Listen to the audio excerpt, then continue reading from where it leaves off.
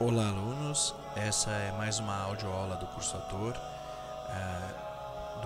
da série O Embasamento Histórico da peça A Télia Sela. Essa é a aula 2 do embasamento histórico. Eu sou o professor Diogo e lembro a todo mundo que este embasamento histórico e essa audioaula serve para contribuir aí na sua pesquisa e na sua construção de personagem e entendimento da peça, né? Lembro a todos também que o que a gente faz aqui nessa audioaula é destacar diversos pontos aí do século XX, muito superficialmente, mas para ir criando um contexto onde a peça acontece, e essa é a minha livre interpretação da história. Eu não sou professor de história. Na última audioaula, na parte 1, nós fizemos até o ano de 1956, né, início do século XX até 56. E essa audioaula nós vamos fazer de 56 a 1968, que é o ano em que começa a nossa peça, né? É o ano em que o Arthur da Costa e Silva assina o ato institucional número 5. A gente vai chegar até ele. Só para a gente se situar, acho que vale lembrar, de maneira geral, que até 56, que foi a primeira parte, a primeira audioaula, nós vimos surgir um grande Estado comunista, que foi a União Soviética, um gigantesco Estado comunista no Oriente, o início da Revolução Cubana, ou seja, o comunismo vindo para o Ocidente, a Primeira e a Segunda Guerra Mundial, sendo que na Segunda Guerra Mundial sai um grande vencedor, que é os Estados Unidos, e que, se em 29 o capitalismo entra em grande crise, no momento de ascensão do comunismo no mundo, depois de 45 o capitalismo vai começar a se expandir. A gente viu o crescimento, por exemplo, da indústria cinematográfica nos Estados Unidos. Por que isso tem uma grande importância, a indústria cinematográfica? Por exemplo, apesar de ser o âmbito cultural, a indústria cinematográfica, o cinema, ele vai superar o rádio em termos de alcance, de comunicação, de informação. O rádio, no momento dos anos 50, por exemplo, onde a televisão está surgindo, então ela ainda não é um grande instrumento de comunicação, o rádio ele chega a muito mais lugares, mas você só tem transmissões regionais, né? Não existe rádio internacional. O cinema, você vai conseguir um alcance de comunicação mundial. Então, um filme lá da Grace Kelly vai passar em vários países do mundo, né? Então, você tem uma disseminação da sua cultura, das marcas, dos produtos, do automóvel, das casas, enfim, do modo de viver americano gigantesco para o resto do mundo, né? Ah, então, o cinema nesse momento é o instrumento de maior alcance, que depois vai ser superado pela televisão, né? Então a gente viu o surgimento do cinema, e a gente viu também que até esse momento ditadura não era, para a mente do brasileiro, uma coisa tão repulsiva. No Brasil havia tido uma ditadura de um militar chamado Getúlio Vargas, né, durante muitos anos, e que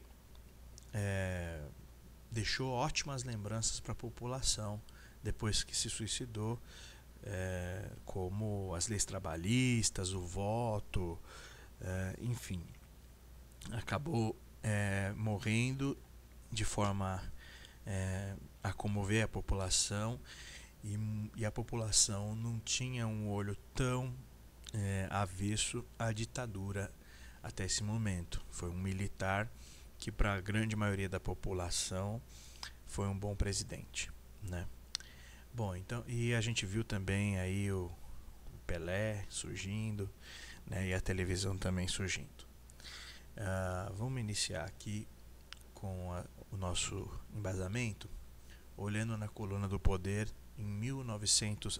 E uma coisa que a gente já tinha visto é que iniciou a Guerra do Vietnã, uma guerra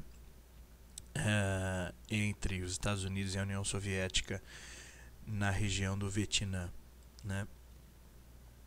Bom, vamos lá.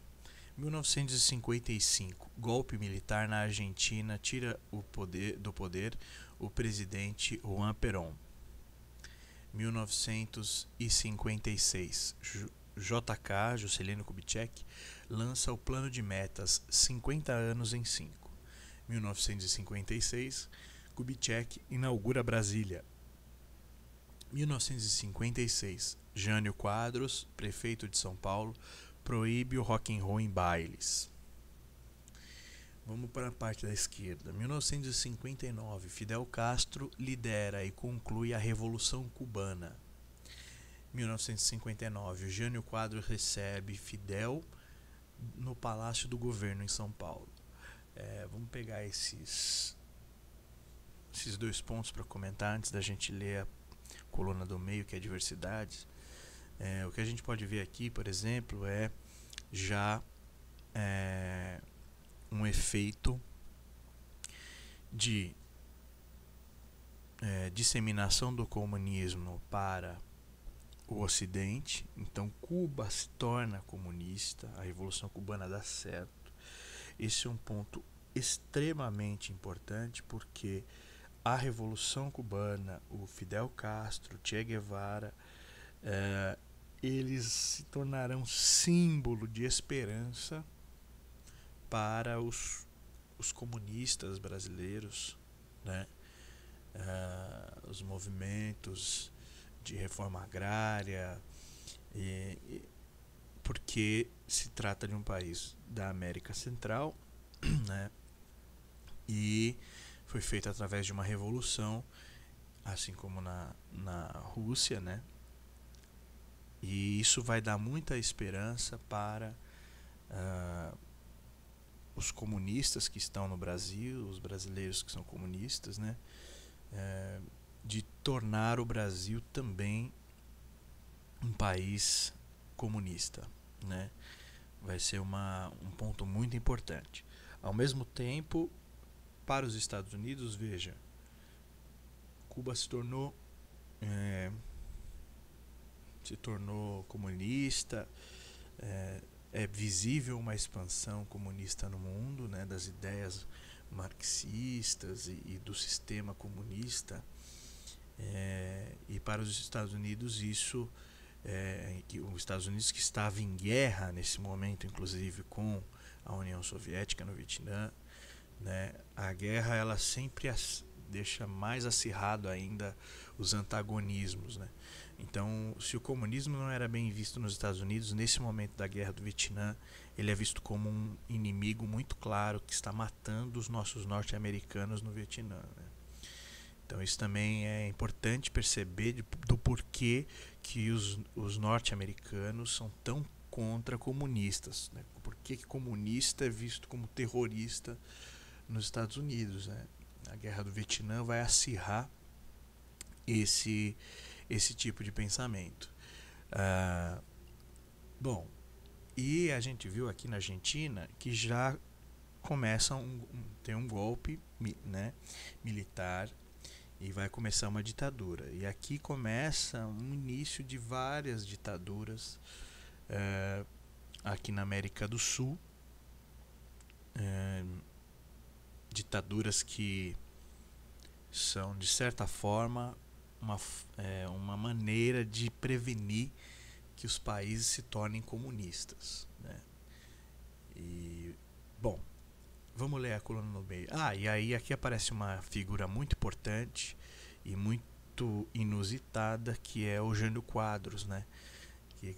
Que era um político muito populista, assim, muito carismático e ao mesmo tempo com ideias assim muito inusitadas. Então veja, quando ele foi prefeito de São Paulo, ele proibiu o rock and roll nos bailes, achou que aquilo era uma coisa ruim, então era um cara ao mesmo tempo populista, mas ao mesmo tempo meio ortodoxo, né? O rock and roll naquele momento era uma novidade, né? E ele achou aquilo uma coisa de vândalos e tal. E em 59, como governador do estado, você vê que ele de prefeito vai para governador, ele recebe o Fidel Castro, né? O Fidel já vitorioso na Revolução Cubana, ele recebe o Fidel Castro no Palácio do Governo, né? Então isso é uma coisa importante de perceber. Ele vai receber também o Che Guevara, porque o Jânio Quadros vai se tornar presidente já, e a gente vai ver as implicações disso. Vamos ler o quadrinho do meio, né?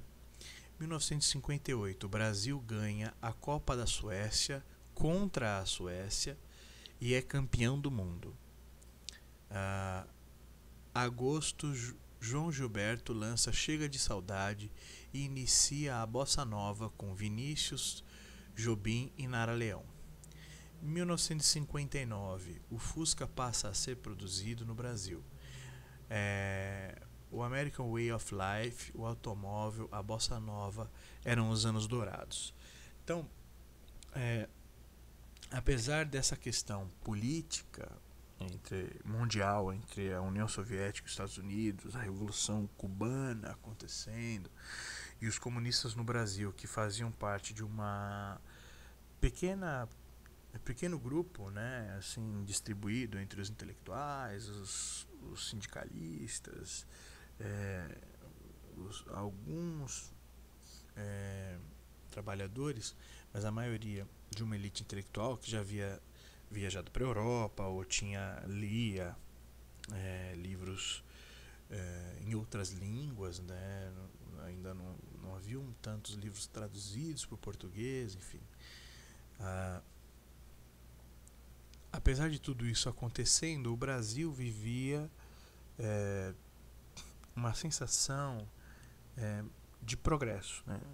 Então, o Juscelino Kubitschek inaugura Brasília, independente da loucura que foi construir Brasília, se você ter uma ideia, se levava concreto de avião para lá, uma cidade no meio do nada, no meio do país, que as teorias da conspiração dizem que ela foi feita, né, lá para não ser visto o que é feito. De certa forma, na verdade, já havia antes do plano do Juscelino Kubitschek, tá? E do projeto do Lúcio Costa e do Niemeyer e tal, já havia, segundo a Constituição, um plano de levar a capital do Brasil para o interior, para gerar desenvolvimento no interior e para ficar numa região mais central do país, né, por motivos bélicos, principalmente, tá? Então isso já havia sido decidido em governos anteriores, que esse era um projeto necessário. No Rio de Janeiro, a capital do Brasil, ela era muito vulnerável ali, por exemplo, o Palácio do Presidente, que é o Palácio do Catete, era muito vulnerável a qualquer invasão naval, por exemplo, né? E no centro do país isso retardaria qualquer tipo de invasão, né, numa situação de guerra, por exemplo. Vale lembrar que nesse momento há uma guerra no mundo, que é a Guerra do Vietnã. Anteriormente houve a Segunda Guerra Mundial e a Primeira Guerra Mundial. Então, apesar do Brasil não ter participado efetivamente, né, dessas guerras, isso era uma pauta, principalmente em governos militares, né, presidentes militares. Então, já havia esse projeto de levar a capital mais para o centro do país, para levar desenvolvimento para o interior do país e para uma questão de segurança. É óbvio que para a pressão popular, né, dá um desafogo para os políticos, com certeza. Né? As pressões populares estão massivamente nas capitais. E a capital indo para o interior do país vai ter muito menos pressão popular com os políticos.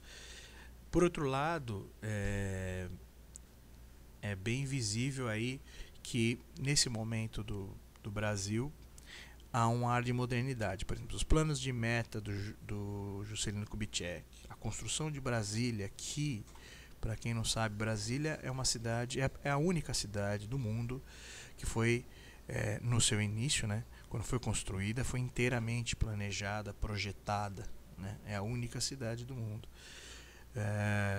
Hoje Brasília já é muito maior e tem muitas áreas que não foram planejadas. Mas ela é a única cidade que teve esse histórico e ela é visitada por pessoas do mundo inteiro. Né? Então é interessante, importante perceber o que isso significa naquele momento. Aí você vê, falou do Fusca, né? O Fusca, primeiro, a gente está falando da indústria automobilística, então o proletariado deixando de trabalhar em trabalhos mais simples, assim, mais bicos, por exemplo, e tendo a oportunidade de trabalhar numa indústria, a indústria automobilística, que a partir daqui vai crescer muito em São Paulo, tanto que vai trazer não só a automobilística, mas todas as indústrias vão trazer pessoas do Brasil inteiro para São Paulo. Mas além disso, o Fusca foi um carro projetado para o povo, né? Um carro barato. E se você pega fotos dos anos 50, 60 de São Paulo, por exemplo, você vai ver um monte de Fusca. O que isso significa? Isso significa que antes a classe média não tinha carro, só a classe alta. Né? Carros importados, caros, haviam carros já no Brasil, mas era a classe alta. Nesse momento, a classe média passa a ter o poder aquisitivo de ter um carro, né? Um Fusca, depois a Brasília, etc. e tal. Isso dá também para a população um ar de progresso muito grande. Não é? Além disso, também no âmbito cultural, a bossa nova estoura, né? No mundo inteiro, inclusive, e principalmente nos Estados Unidos. A bossa nova, fora do Brasil, ela vai estourar nos Estados Unidos porque ela é uma mistura de samba com acordes complexos, assim, e uma levada meio de jazz, né? Lembrando que jazz tem origem nos Estados Unidos. Os Estados Unidos foi o berço do jazz. Então os americanos vão gostar muito da bossa nova, tanto que muitos brasileiros vão para lá e alguns vão morar lá e ficar lá, né? Então nesse momento, para a população, classe média principalmente, né, o Brasil está tendo progresso, né? Ele está avançando, e independentemente aí do que está acontecendo no mundo, tá? Vamos seguir aí agora para de 61 a 64, que aí é um momento crítico onde acontece muita coisa, né, inclusive o golpe. Na faixa do poder, veja, tá lá. O mais votado, Jânio Quadros, em 1961, né, vira presidente do Brasil com o lema Vassourinha, para varrer a corrupção, com o vice João Goulart, Jango. Jango é enviado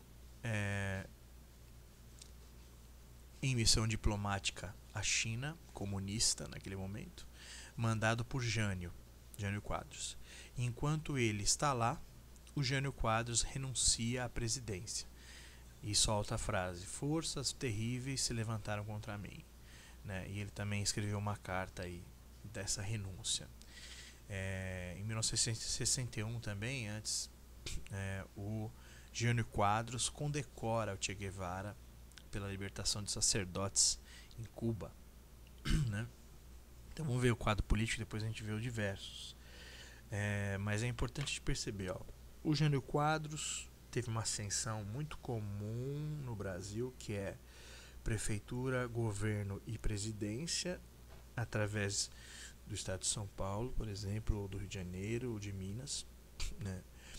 Muito comum isso na história do Brasil. Então ele foi prefeito de São Paulo, foi governador de São Paulo e foi presidente. Ele tinha o lema daquele samba que é o varre, varre, vassourinha.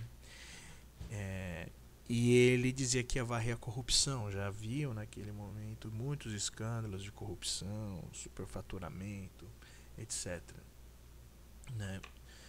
Desde inclusive do próprio Getúlio Vargas, né? Então é importante saber um pouco da história do Brasil para ver como a corrupção não é uma coisa de hoje em dia, né? É que hoje em dia a gente visualiza mais qual a corrupção, que tipo, quanto foi roubado, de quem para quem. Hoje a gente consegue, é mais transparente essa visualização, né? E aí com esse mote ele é eleito. E é eleito junto com ele o João Goulart de novo. Então veja, o João Goulart já havia sido eleito vice do JK, né? Ele tinha sido ministro do Getúlio Vargas, aquele que deu 100% de aumento no salário mínimo e foi demitido. E agora é eleito de novo o vice-presidente, né? Então você vê que é uma figura que representa uma parcela da sociedade que, lembrando, nesse momento ainda o vice ele era independente, então as pessoas votavam no presidente e votavam em quem queria para ser vice.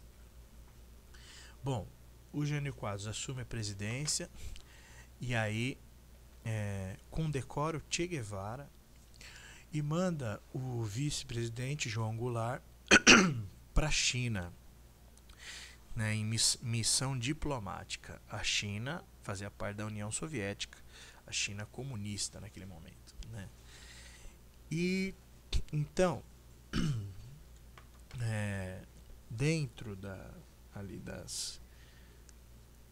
de Brasília e tudo mais, há uma pressão muito forte que acreditava que tanto o Jânio Quadros quanto o João Goulart eles eram comunistas, né? Inclusive isso vinha até de fora do Brasil, dos Estados Unidos e tal. A gente vai ver exemplos mais claros disso. Por quê? Veja, o Jânio Quadros recebeu o Fidel Castro quando era governador, condecorou Che Guevara, né? Um cara meio excêntrico. Ele veio para varrer a corrupção de Brasília, segundo ele, o que ele prometia na campanha. Então ele já vem para aqueles que estão lá instalados, né, dentro da corrupção, enfim, aqueles políticos mais tradicionais lá, ele já vem como um inimigo, né? E aí ele manda o vice dele para China comunista fazer missões diplomáticas. Então o que acontece na verdade é um grande movimento para que ele renuncie. Muitas pressões. Caso ele não renunciasse, haveria um golpe, né? E no caso do Jânio, diferente do Getúlio Vargas que se suicidou, o Jânio Quadros, que não é bobo nem nada, ele renunciou. No momento em que ele renuncia, assume o vice-presidente. Só que o vice-presidente está na China comunista. Então veja como o quadro vai se pintando, né? Uma emancipação da mancha comunista no mundo, né? A União Soviética vai aumentando, aí a China, e aí Cuba vem para o Ocidente, né? Cuba se torna comunista, e aí a gente as figuras cubanas, os símbolos cubanos da revolução são recebidos aqui pelo presidente, e aí isso começa a alertar muito, principalmente o governo norte-americano, porque eles estão em guerra com a União Soviética, Cuba se tornou comunista e deu muita esperança para os latinos americanos de se tornarem comunistas. Todos os países eram subdesenvolvidos, né? Nenhum dos países, classe trabalhadora, estava satisfeita, né, com a igualdade do seu país, com o desenvolvimento, seus salários, enfim, na verdade. Porém, se o Brasil se tornasse comunista, a probabilidade dos outros países da América do Sul se tornarem era muito grande, porque o Brasil é o maior país da América do Sul, né? Então isso vai acender um sinal vermelho muito grande nos Estados Unidos, que vai em contato com o Brasil, vai até mandar embaixadores e tal, fazer pressão para tentar evitar que o Brasil se tornasse comunista, né? Vamos ver o quadro do meio aí em 1961, o que aconteceu de diversos, né? Em 1960, o Chico Anísio traz para o Brasil o videotape, o VT. No fim do ano surge a TV Excelsior, né? Até esse momento só tinha a TV Tupi, e surgiu a TV Excelsior, que vai ser uma TV vai ter poucos anos de duração, mas vai ser importante. E o VT possibilitou um avanço em quantidade de horas da programação. Nesse momento já havia TV no Brasil, mas ela ainda era muito cara, poucos acessavam, e ela era ao vivo, ela era transmitida ao vivo, ou seja, tinha poucas horas de transmissão. O restante da transmissão era chiado, não tinha nada, né? Tanto que as televisões nesse momento elas eram móveis. Então era como se fosse um armário que você abre e você assiste lá 2 horas de programação que tem, e depois você fecha, porque não tem mais programação, não é programação 24 horas por dia. E o Chico Anísio, trazendo o VT para o Brasil, né, essa tecnologia de gravar e depois passar várias vezes, enfim, possibilita que com essa tecnologia a gente tivesse mais horas de programação, né? 1961, Muro de Berlim é erguido para evitar a emigração de alemães comunistas para a Alemanha Ocidental. Foi construído em uma noite. Até então, 2,5 milhões haviam imigrados. Depois de erguidos, 5 mil pessoas conseguiram ultrapassá-lo, e 190 mil morreram tentando. Veja que aqui tem um símbolo bem importante, né? A Alemanha, que perdeu a Segunda Guerra Mundial, ela fica muito dividida aí, e aí nesse momento dividida de forma geográfica, espacial, com um muro, né? E você vê, esse muro foi erguido porque muitos alemães não queriam viver na Alemanha comunista. Porque vale lembrar que o regime comunista da União Soviética era um regime muito duro, né, com cerceamento da liberdade. Você não podia ter uma opinião diversa, senão você ia preso, né? Então era uma ditadura, né, comunista. Então muitos alemães queriam vir para a Alemanha Ocidental para ter mais liberdade, para poder fazer o que quisesse, pensar o que quisesse, né? E aí esse muro foi erguido e vai durar muitos anos aí, até os anos em que a União Soviética vai finalizar, né? Na época do Gorbachev. Beleza. Continuando, 1961 a 64. 1961, na parte do poder. Com muitas dificuldades por afinidades com o Partido Comunista, o vice João Goulart assume a presidência. 1962, João Goulart faz o plano trienal de reformas de base para conter a inflação, maior atuação do Estado na economia, e seu governo não reprimia manifestações. Vamos dar uma pausa por aí. Vamos lá para a esquerda. 1962. Reformas de Jango. Reforma agrária, educacional, fiscal, eleitoral, urbana e bancária. Né? Então, nesse momento, o João Goulart assume a presidência com dificuldades, porque ele tinha afinidades com o Partido Comunista, né? Aquele cara que deu o aumento de 100% do salário mínimo, depois foi demitido, né? Quando era ministro do Getúlio Vargas. E ele assume um governo falido, porque o governo do Juscelino Kubitschek, obviamente, deixou o Estado brasileiro quebrado, né?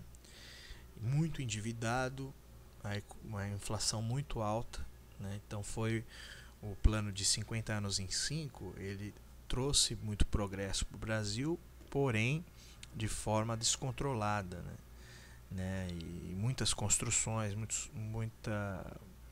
gasto público, né?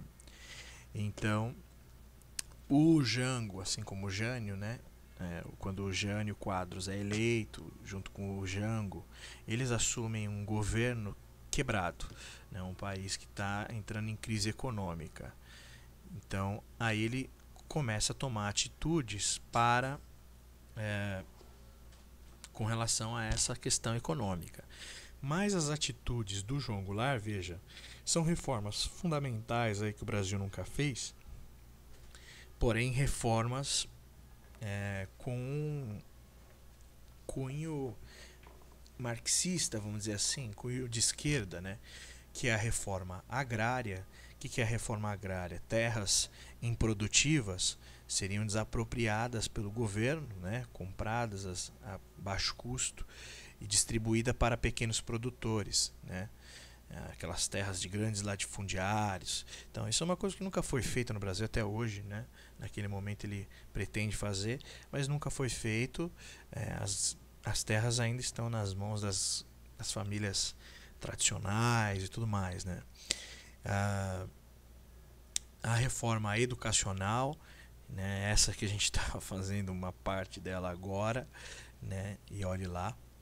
A reforma fiscal, que não foi feita até hoje, a reforma eleitoral, que também todo ano se fala em reforma política e ela nunca se efetiva, né? A reforma urbana, que é muito parecido com a agrária, mas é na cidade, né? E com relação ao uso do solo e tudo mais, e a reforma bancária. Então veja, ele faz esse plano trienal de reformas de base, né?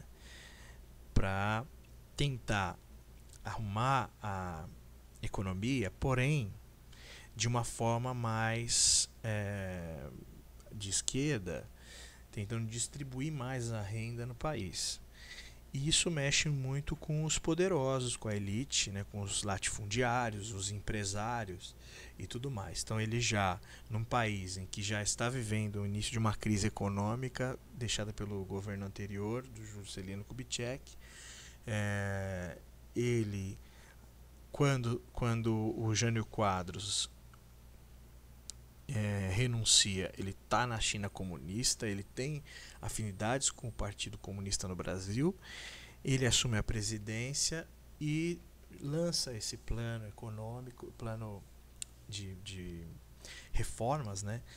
E aí vai deixar muita gente insatisfeita. Além disso, ele foi um presidente que não reprimia as manifestações, né? Diferente de todos os anteriores, principalmente o Getúlio Vargas. Hoje em dia, se a gente fala sobre reprimir as manifestações, né, a gente acha que isso é um absurdo, né? Um político que reprime manifestações, a gente acha isso um absurdo, uma ditadura, um cerceamento da liberdade democrática e tudo mais.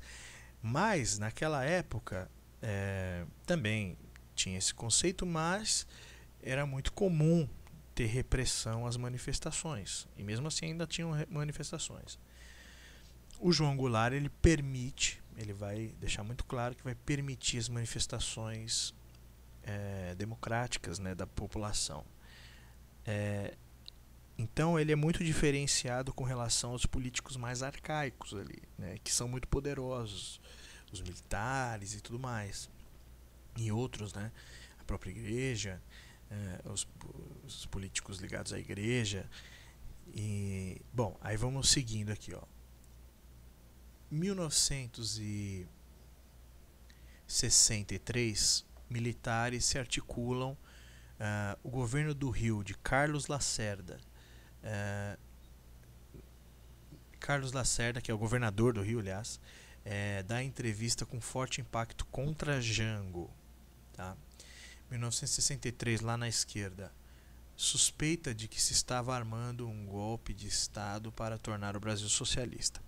Então começa essa suspeita de que o Jango ia tornar o Brasil socialista com as reformas de base, mesmo ele fazendo as reformas de maneira democrática até o momento, né? Ele recebe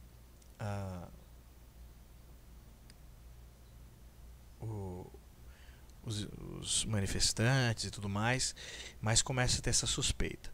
O Carlos Lacerda, não sei se vocês se lembram, quando o Getúlio se suicidou, o Carlos Lacerda era um jornalista no Rio de Janeiro, que eu falei, muito influente, né, muito influente mesmo. No Rio de Janeiro, naquele momento, era a capital do Brasil, né, na época do Getúlio Vargas, e ele era Carlos Lacerda era um jornalista muito crítico de política e muito influente na opinião pública. Ele até falei que era tipo um William Bonner, alguma coisa assim, né, um cara muito conhecido. Nesse momento aqui ele é governador do Rio de Janeiro, né? E vale lembrar que as principais influências no Brasil, né, até esse momento e até hoje, vamos dizer assim, é São Paulo, Rio e Minas Gerais, né? E Rio de Janeiro nesse momento é a principal influência assim da população. E o Carlos Lacerda, governador, se tornou governador do Rio de Janeiro, e nesse momento começa a ter muitas críticas ao presidente João Goulart. É mais ou menos como se o Geraldo Alckmin hoje, por exemplo, fizesse críticas ao presidente, assim, né? Críticas assim na imprensa muito fortes e tal. E o Lacerda, né, começou a pegar pesado, e começaram a suspeitar de que o Jango ia fazer o Brasil comunista e tudo mais. Isso começou a virar um rebuliço, né? E vamos ler mais informações aqui para a gente ir percebendo como foi acontecendo, né? Em 1964, desgastado com a crise econômica, Jango passa a participar de manifestações e comícios para obter apoio popular e dos sindicatos. Em 13 de março de 1964, Jango assina o SUPRA, Decreto da Reforma Agrária, revogado pelo interino após o golpe militar. Bom, então você vê aí, né? O bicho começou a pegar. Naquele momento começou a ter muitas manifestações de esquerda, porque primeiro percebeu-se que o João Goulart primeiro ele possibilitou as manifestações. Segundo, estávamos em crise econômica. Terceiro, ele era um político de esquerda, então as manifestações, quando há um governo de esquerda, elas tendem a ser maiores, porque o governo de esquerda geralmente costuma dialogar mais com a população, né? Então a possibilidade das pautas entrarem é muito maior. Crise econômica, e começa a haver uma crise política nesse momento, uma crise muito forte, né? Uma crise tão forte que o Jango, veja, ele começa a participar dos comícios para ter apoio popular. Se a gente pegar a nossa história recente do Brasil, né, a gente vai ver um pouco disso. Então, quando a Dilma estava prestes a ter o impeachment, ela também começou a ir em um ou outro comício, né? mas assim, muito pouco. Mas o Lula aí em alguns, né? Naquele momento que tinha manifestações pró-impeachment e manifestações contra o impeachment, né? Nesse caso aqui, ele começa aí em vários, né? Uma forma assim muito mais direta e falar e tudo mais. Então, ele começa a se tornar uma liderança mesmo da esquerda no Brasil, dos trabalhadores, no momento em que tem muita greve, o país está um caos, né? E uma liderança dos trabalhadores, imagina, para um norte-americano, é praticamente certeza, né, na visão de um norte-americano, que esse cara vai fazer o Brasil se tornar comunista. E ele assina o Supra, né, dia 13 de março, que é a reforma agrária. Então a reforma agrária, ela teoricamente aconteceu, né, o projeto aconteceu, foi assinado pelo presidente, mas assim que houve o golpe, eles revogaram a reforma agrária. Então existe um momento de tensão muito grande no país, muitas manifestações, crise política, crise econômica, greve pra caramba. E a classe média, a classe alta, primeiro, a principal impactada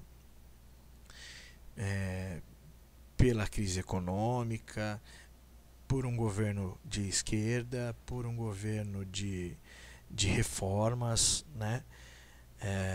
Fica muito insatisfeita e também vai se mobilizar, né? Só que no caso junto às Forças Armadas, né? Então vamos ver. 1964, 31 de março, Jango é deposto pelos militares e exila-se no Uruguai. Só para vocês terem uma ideia, foi uma ação militar de verdade, assim, com tanques na rua, tanto em São Paulo quanto no Rio de Janeiro, tanques, soldados e tudo mais. Foi uma coisa planejada, uma ação militar mesmo no país, né? Não foi assim, ó, Jango, sai aí da cadeira, né? Foi uma coisa bem forçada e ele imediatamente teve que sair do país, não é sair da presidência, né? Não é o que não foi como foi com a Dilma, né, que ela sofreu impeachment e tal, que muitos dizem que é golpe, né? Eu particularmente também acho que mas foi um golpe institucional, né? Um golpe instrumentalizado pela lei ali e tal, e foi um golpe feito a longo prazo, né? Enfim, já no caso do Jango foi um golpe mesmo, assim, um golpe com todas as letras, tanque de guerra na rua, né? Mas, bom, vamos ver outras coisas aqui, ó. Na coluna do meio, né? Veja, em 1962, crise dos mísseis nos Estados Unidos, União Soviética e Cuba. Então, a União Soviética coloca mísseis em Cuba, né? Numa região de Cuba lá, que é do lado dos Estados Unidos, né? E aí houve um momento de crise mundial, 1962, voltando um pouquinho, só para você ver o tamanho desse conflito Ocidente, Oriente, ou Estados Unidos e comunismo, enfim, que quase que nós entramos numa terceira guerra mundial naquele momento. Isso foi muito latente. E uma terceira guerra mundial nuclear, porque tanto a União Soviética quanto os Estados Unidos tinham um poder nuclear muito grande naquele momento, né? E o engraçado é que no Brasil, enquanto isso acontecia em 1962, a crise mundial, a gente estava fazendo marchinha de carnaval. Tem uma marchinha de carnaval que conta esse episódio, que é Cuba vai lançar foguete, quero ver Cuba lançar, né? E é isso aí, né? O Brasil nesse momento assim muito despolitizado, muito desacreditado e tal, né? Com relação ao mundo e tal. Hoje já é um quadro um pouco bem diferente, né? Bom, mas o que mais tem aí no quadro do meio? 1964, em janeiro, Jango recebe o presidente da UNE, José Serra. Então, veja, em janeiro de 64, o Jango recebeu uma liderança da União dos Estudantes, que era um movimento estudantil muito forte naquele momento, muito grande, muito gigante no Brasil inteiro. E olha quem era o presidente, José Serra, por incrível que pareça, né? E o Jango recebeu ele no palácio lá do Planalto e falou com os estudantes e tal. 1964. Adhemar de Barros, governador de São Paulo, o Rouba Mais Faz da Caixinha, e Carlos Lacerda apoiam o golpe que depois o caçariam. Então, Carlos Lacerda, governador do Rio de Janeiro, e o Adhemar de Barros, para quem não conhece, ele era, vamos dizer assim, como se fosse o Maluf. Na verdade, o Maluf nem original porque ele copiou exatamente o Adhemar de Barros, né? O Adhemar de Barros era um cara muito corrupto, né? E todo mundo que votava nele falava: olha, eu vou votar nele porque ele rouba, mas ele faz, né? Era muito parecido com o Paulo Maluf. Ele chegou até... só para vocês terem ideia, tem duas histórias interessantes do Adhemar de Barros. Uma delas é que no momento que estava em crise em São Paulo, não me lembro se era prefeitura, acho que era prefeitura, ele era prefeito de São Paulo. Ele foi prefeito, governador, que nem o Paulo Maluf, muito parecido. Quando ele era prefeito de São Paulo estava num momento de crise nas contas públicas, por motivos óbvios. E ele teve a cara de pau de lançar uma campanha para a população doar dinheiro para a prefeitura de São Paulo, né? Que era um programa da Caixinha do Adhemar. Então tinha até uma marchinha de carnaval que ele fez, que se chamava Caixinha do Adhemar, doe dinheiro. E, por incrível que pareça, as pessoas doavam. As pessoas iam até a prefeitura e doavam joias, dinheiro e tudo mais, né? E esse cara foi um dos caras mais corruptos, assim. Então você vê que, por exemplo, hoje a gente às vezes reclama de São Paulo, né, dos problemas de São Paulo. São Paulo tem um histórico muito grande, cara, de corrupção, de usurpação da cidade, né? Por isso que a cidade não é tão convidativa, não é tão bem feita, né? A gente está falando aqui de 60, nos anos 60, e isso já era assim, né? As pessoas vindo para São Paulo ou morando, mesmo quem morasse em São Paulo, assim, todo mundo querendo se dar bem, né? Querendo o seu, né? E ninguém querendo construir uma cidade bacana. Por isso que a cidade é muito difícil. Outra história do Adhemar de Barros também é que existiu depois um grupo de guerrilha. Quando começa a ditadura militar, a gente vai ver os grupos de guerrilha. E um dos grupos de guerrilha, que era o VPR, acho que era o VAR Palmares, inclusive é o grupo de guerrilha em que a Dilma fez parte, né? Um grupo anti-ditadura militar. E esses grupos eles precisavam de dinheiro para se articular, para alugar imóveis que serviam de esconderijos e tudo mais, né? E esse dinheiro eles faziam assaltos a banco, né, que eles chamavam de desapropriação bancária. Enfim, eles faziam algumas ações para conseguir dinheiro, né, crimes mesmo, né? E nesse VPR entrou um jovem uma vez, uma determinada época, que ele era sobrinho, se eu não me engano, da amante do Adhemar de Barros. O Adhemar de Barros, ele, que eu falei que é muito parecido com o Paulo Maluf, né? O Paulo Maluf é muito parecido com ele. Ele era um cara moralista, religioso, né? E tinha lá a família, defendia a família e tudo mais. E no velório dele, que foi... Primeiro ele apoia o golpe militar. Depois do golpe militar, caçam o mandato dele, tanto dele quanto do Carlos Lacerda. Então eles acabam se ferrando, né? Apoiam o golpe militar e perdem o mandato. E logo depois, assim, pouco tempo depois, o Adhemar de Barros morre. E no velório dele é um puta de um escândalo, porque a amante dele aparece, e aí rola uma treta da amante com a esposa, e todo mundo fica sabendo, que era o governador do estado de São Paulo, né? Então, assim, uma coisa gigante. E ele era muito moralista e tudo mais, da família. Bom, Essa amante tinha um parente, um sobrinho, sei lá, que entrou no grupo de guerrilha lá no 1968, 9, sei lá, que ele falou o seguinte, falou, olha, eu sei onde tem dinheiro. Lá na casa da minha tia, que era amante do Adhemar de Barros, tem um cofre, onde o Adhemar de Barros colocava muita grana lá, que ele roubava do governo, da prefeitura. E aí, eles vão lá na casa dela e roubam o cofre do Adhemar de Barros, né? E aí eles colocam num carro, só que cofre é uma coisa muito pesada, né? E o carro fica meio inclinado assim para trás, né? Por causa do peso do cofre no porta-mala.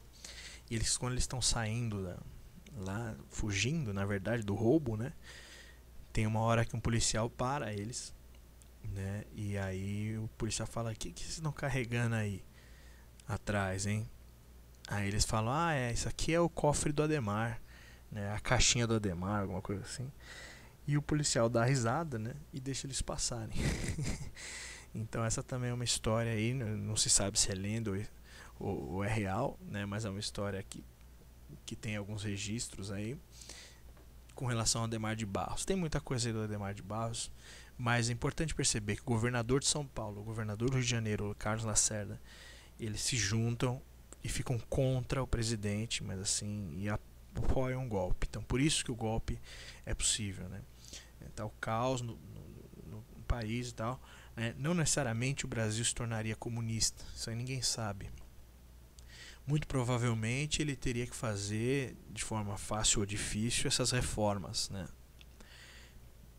Mas o que houve na verdade foi uma crise, quando a gente fala crise é que não há diplomacia, não há negociação, não há dois lados opostos ali guerreando, e um dos lados tinha o poderio militar,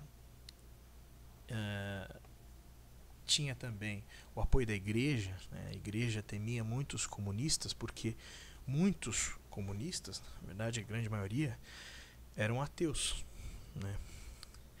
Inclusive eram opositores à igreja, porque viam a igreja como uma instituição capitalista, né? Que não deixa de ser, inclusive.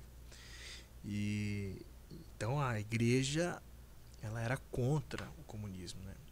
Então nesse momento, em 1964, dia 19 de março, a Marcha da Família com Deus pela Liberdade. Mais ou menos, assim, muito parecido com as manifestações ali do pessoal de verde e amarelo, né? Para derrubar a Dilma e tal.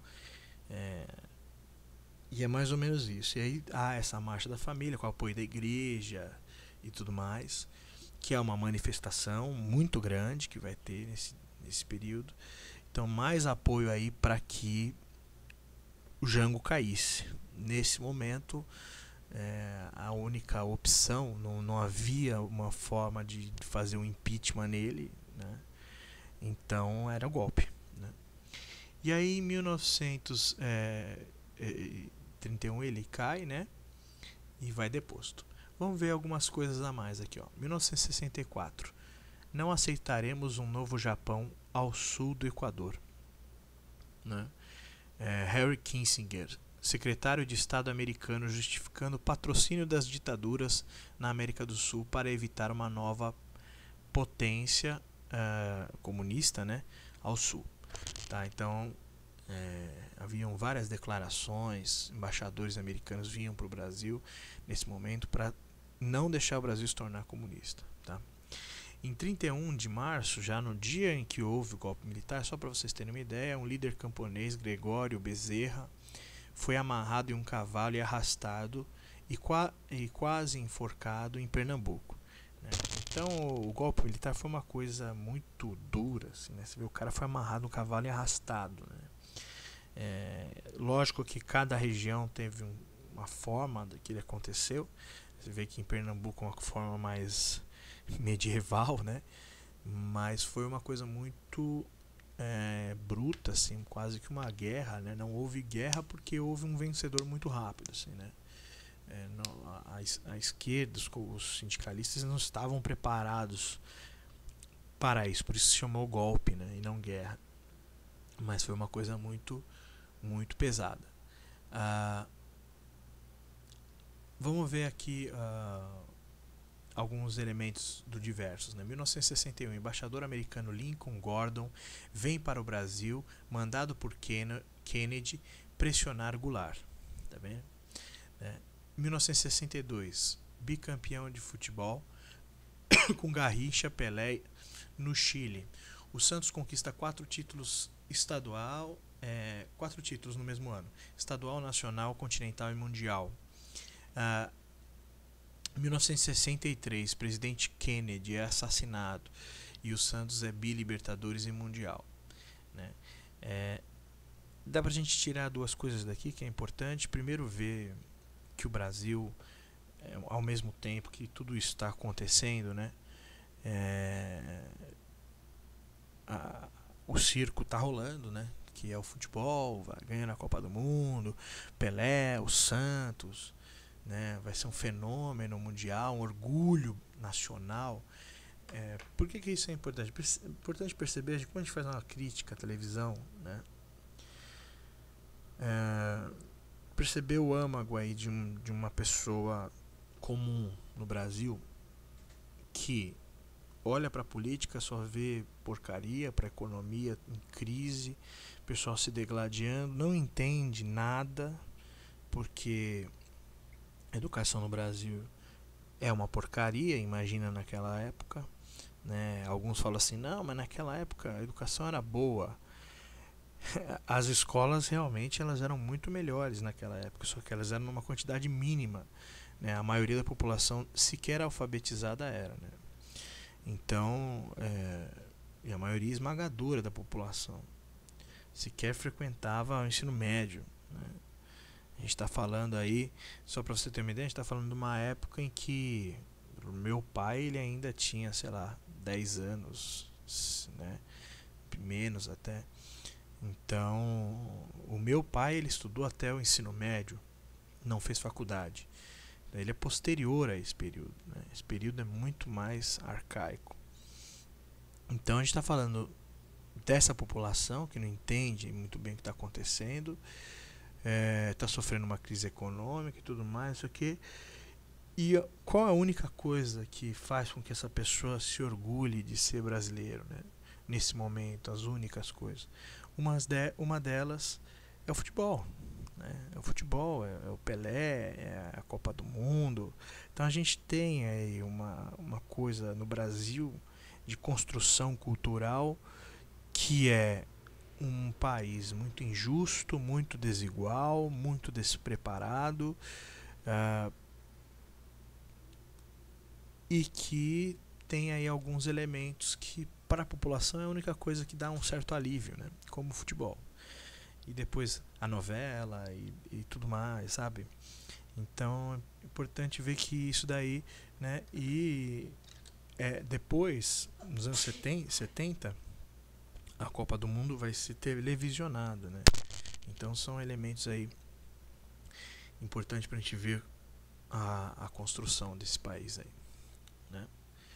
Bom, muito bem. E o presidente Kennedy nos Estados Unidos sendo assassinado. Então você vê que o golpe nesse momento não é uma coisa tão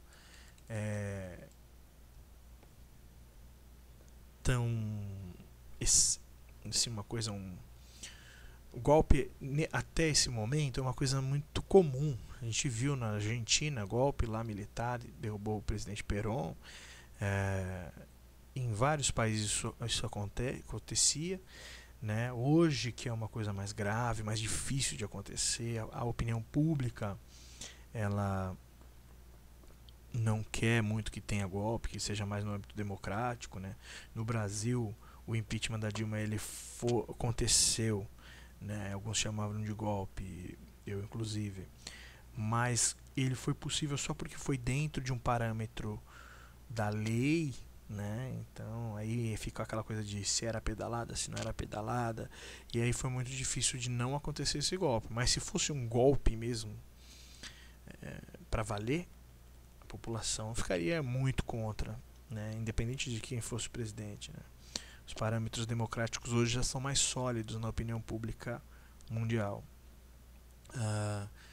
E naquele momento não era, né? Tanto que você vê o Kennedy, no próprio Estados Unidos, um golpe, né? Ele foi assassinado, né? A céu aberto e tal. Bom, aí começa a ditadura militar.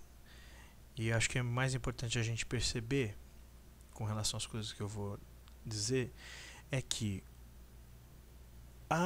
o governo militar, ele se inicia não com um projeto de país, né? Não tem um projeto para o Brasil. Ele se inicia para evitar que um presidente fizesse algumas coisas, né? E também aqueles que defendem a intervenção militar dizem, tem até sua certa razão, que era para manter a ordem, porque o país estava caótico, e estava mesmo, né? Então, mas o mais importante vamos colocar assim, os militares fizeram essa intervenção, ou golpe militar, derrubaram o presidente, para manter a ordem no país, que realmente o país estava numa crise muito aguda, e para evitar que um presidente tomasse uma certa linha de governo. De fato era isso. Mas eles não assumem com algum projeto. Eles não assumem com nenhum projeto. O único projeto era parar tudo aquilo que estava acontecendo, né? E a gente vai ver isso aqui. E o que isso significa, né? Significa que a gente vai ver, então, uma intervenção militar, um golpe militar, que poderia ser uma coisa pontual, né? Então faz isso, e depois de 1 ano, 2, tem eleições diretas de novo, mas que aí a gente vai ver que vão se perpetuar no poder, mesmo sem projeto de governo, através da força. É isso que a gente vai ver muito claramente, tá? Então vamos lá. 9 de abril de 1964. Lembra que o golpe foi 31 de março, né? Então, 10 dias depois, né? AI1, Ato Institucional número 1. O que é um ato institucional? É uma lei ali, né, do presidente, de cima para baixo, sem passar por Congresso, por nada, né, que tem que ser seguida. Dá poderes à junta militar para alterar a Constituição, caçar mandatos e eleições indiretas, 11 de abril, 2 dias depois, para um novo presidente. 15 de abril de 1964, assume a presidência o Marechal Castelo Branco, chefe do exército, nomeado pelo Jango, inclusive, né? Então foi um golpe mesmo do Marechal, e líder do golpe. Então o Marechal, que foi nomeado pelo Jango, foi o cara que enfiou a faca nas costas do Jango, né? E aí, em seguida, vamos ver o que acontece. Em 1965, um ano depois, ato institucional número 2, eleições indiretas para governador, né, e prefeito por indicação. Então eles tiram todos os governadores e prefeitos, né? Inclusive a gente já tinha falado disso, né, o Carlos Lacerda e o Adhemar de Barros, Rio de Janeiro e São Paulo. Eles tiram todos esses caras do poder, todos aqueles que oferecem um certo risco de oposição, e elegem indiretamente, ou seja, não pelo povo, né, ali um militar para ocupar o cargo, tá? 1966, um ano depois, ato institucional número 3, eleições indiretas. Opa, esse eu acabei de ler. O ato institucional número 2 extingue todos os partidos e deixa 2. Isso. Aí, 1966 também, ato institucional número 4, faz nova Constituição, e Castelo Branco faz nova Constituição. Castelo Branco inicialmente tinha planos de retornar à democracia, que é o que eu havia dito, né? 1 ano, 2 anos depois que acalmou, retornar à democracia. Porém, a linha dura dos militares seguiram o Conselho dos Estados Unidos e pressionaram a saída do Castelo Branco, e em 1967 assume o Marechal Arthur da Costa e Silva. Então o que aconteceu aqui? Os Estados Unidos recomendou ao Brasil que não voltasse à democracia ainda, porque, assim como nos Estados Unidos também, haviam forças internas, né, comunistas na verdade, ainda no país. Então eles diziam assim: tá, você vai voltar à democracia, mas pode ser que eles elejam um cara aí de esquerda e tal, e que vai saber o que vai acontecer. Então não, primeiro você tem que limpar a casa, você tem que tirar as ameaças internas, né? Depois você volta à democracia. Então esse era o conselho dos Estados Unidos, inclusive uma política que os Estados Unidos faz dentro do próprio país, né? E também não só os Estados Unidos, mas também a ditadura comunista da União Soviética também fazia isso, né? Ou seja, de prender todo mundo que é contrário ao seu governo, né? Uma coisa não é uma coisa dos Estados Unidos, é uma coisa de governos totalitários e tal, né? Apesar dos Estados Unidos se colocar como democrático, né? E é isso. Vamos ver na esquerda. As maiores mentes do país perdem seus cargos de professores, escritores, jornalistas e se exilam no exterior. A tortura reapareceu e aumentou. Lembra que ela já existia no governo Getúlio Vargas. Inclusive, vale lembrar, quando a gente estava falando da Marcha da Família, que apoiou o golpe, né? Vale lembrar que a população tinha uma boa lembrança da ditadura do Getúlio Vargas, né? Então muitos apoiaram o golpe porque tinham lembranças de um militar no poder, que foi o Getúlio Vargas, que para a população foi um bom presidente, mesmo tendo ficado muitos anos, tá? Então esse é o histórico que a gente precisa perceber, né? A gente não pode analisar 64 sem falar se foi bom ou ruim. A gente tem que ver o que foi acontecendo ao longo da história, né? Bom, a tortura reapareceu e aumentou. 1966, Revolução Cultural na China de Mao Tse-tung, até 79. 1966 também. No fim do ano surge a ALN, a principal grupo de guerrilha com Carlos Lacerda à frente, tá? Então esse é um grupo aí como o do Vlad e do Mário, né? Esse foi o principal no Brasil, o mais radical inclusive, né? E ele vai fazer parceria com outros grupos, a gente vai ver mais pra frente. Em 1967, no dia 8 de outubro, Che Guevara é assassinado. Então um evento importante, porque a gente viu o comunismo se expandindo e agora a gente vai ver uma retração a partir de agora, né? Começando aí com as ditaduras na América Latina, o assassinato do próprio Che Guevara, e aí daqui pra frente muito mais coisas, né? 1967 inicia pelo PCdoB a guerrilha no Araguaia, com finalidade de fazer a revolução armada no Brasil, né? Então a ALN do Carlos Marighella vai lá para o Araguaia, uma região central do país, e vai treinar soldados, né? Soldados amadores, né? Mas vai treinar soldados e vai tentar fazer um grupo como mais ou menos o Fidel e o Che Guevara fizeram a revolução em Cuba, né? Mas que não vai dar muito certo.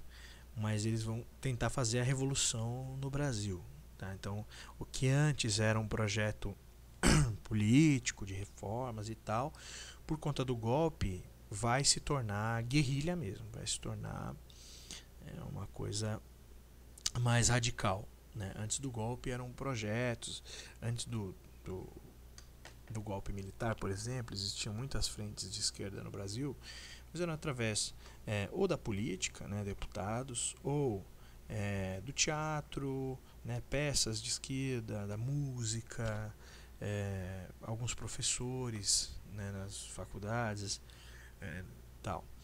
Depois, é importante ver essa mudança. Depois do golpe, primeiro, todos esses professores, jornalistas, todos eles vão ser exilados. Existe um livro que foi proibido no período da ditadura que se chama O Lado Negro da USP, né? E nesse livro existem cartas do Arthur da Costa e Silva, presidente do Brasil na ditadura militar, em 68, que ele mandou para a USP para aposentar vários professores, né? E lá tem só os grandes, Florestan Fernandes, por exemplo, só os grandes pensadores assim da história do Brasil, que eram professores na época lá, vários deles foram obrigados a se aposentar. E aí a gente vê uma coisa muito triste da ditadura militar, né, quando não é democracia, que é a disputa de poder.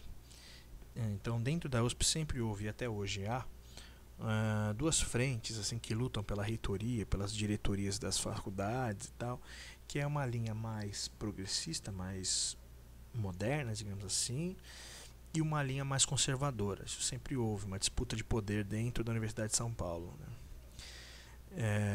E naquela época já havia. O que acontece? Quando se instaura a ditadura militar, vamos dizer assim que eu sou um professor e estou disputando ali a diretoria da faculdade com um outro professor. Eu posso ligar para a polícia anonimamente e falar: olha, tem um professor aqui na faculdade que ele está dando aula de Marx, está dando aula de comunismo, está dando aula disso, né? E pronto, eu já acabei de ferrar com aquele cara, mesmo se ele não dê a aula, né? Se ele não influencie nada disso, né? Eu tenho, num momento de ditadura, você pode fazer isso. Então isso aconteceu muito, não só na USP, aconteceu em várias instituições assim, né, que tem disputas de poder, e muitas mentes importantes do Brasil foram cerceadas, tiveram que ir para fora do Brasil, né, e tudo mais. Bom, vamos ler a coluna do meio aí. 1964, 1º de abril, no dia seguinte ao golpe, né, a sede da União dos Estudantes é incendiada e depredada. A Universidade de Brasília é invadida, né, pelos militares e policiais. 1964, Beatles vão aos Estados Unidos e o Beatles estoura, né, no mundo. E isso vai ser muito importante porque vai influenciar aqui no Brasil também a Jovem Guarda, né, e isso vai para a televisão brasileira. Então, uma parte do movimento cultural aí que está acontecendo no mundo, né? 1955, primeiro Festival da Música Popular Brasileira na TV Excelsior. Os festivais foram até 1985 em diversos canais. Esses festivais vão ser antes das telenovelas, tá? Eles vão ser muito legais, primeiro, né? São festivais de música, competições de novos compositores e tal. Mas eles vão ser um elemento chave para o grande crescimento da televisão brasileira, tá? Eles vão ser um boom da televisão brasileira. Então, antes da telenovela, por exemplo, né, a telenovela está começando, né, ela já existia nesse momento, mas ainda é muito rudimentar. Vão ser os grandes festivais que vão fazer com que a população queira ter televisão para assistir, né, essas competições musicais de grandes compositores, muitos deles inclusive de esquerda até, né, com músicas camufladas para censura, enfim, a gente vai ver tudo isso aí ao longo. Então, mas é importante perceber que os musicais foi o grande boom da televisão no início dela. Depois dos musicais, a televisão já é uma coisa um pouco mais disseminada no Brasil, né? Não tanto quanto nos anos 90, que é o ápice da televisão, mas o grande início da televisão, a meu ver, da popularização da televisão como veículo, foram os grandes festivais, tá? Que mais? Em 1965, depois do golpe militar, diga-se de passagem, né, no primeiro ano depois do golpe militar, entra no ar a TV Globo, tá? Então a TV Globo entra no ar, a empresa Globo consegue concessão do canal 5, né, na rede do canal 5, no período da ditadura militar. Importante saber disso. 1967, os Beatles lançam Sgt. Pepper's, que é um dos álbuns mais importantes dos Beatles, né? Estoura no mundo inteiro. 1967, em seguida de sua sucessão, Castelo Branco morre em acidente de avião suspeito.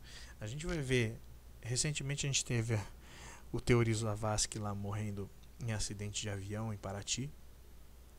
E a gente vai ver que no Brasil isso existe muito, tá? Então assim, por isso que eu não acredito que foi um acidente de avião, tá? Podem falar o que for, que ali é difícil de pousar e tal. Podem falar que eu sou teoria da conspiração, mas se você analisa a história do Brasil, isso acontece o tempo todo, tá? Então são mini golpes mesmo, tá? Então veja, o Castelo Branco, primeiro presidente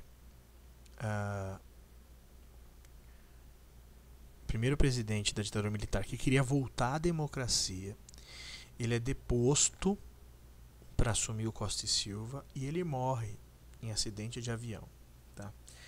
Então assim, é muita coincidência. 1967, nova lei de imprensa impõe censura prévia.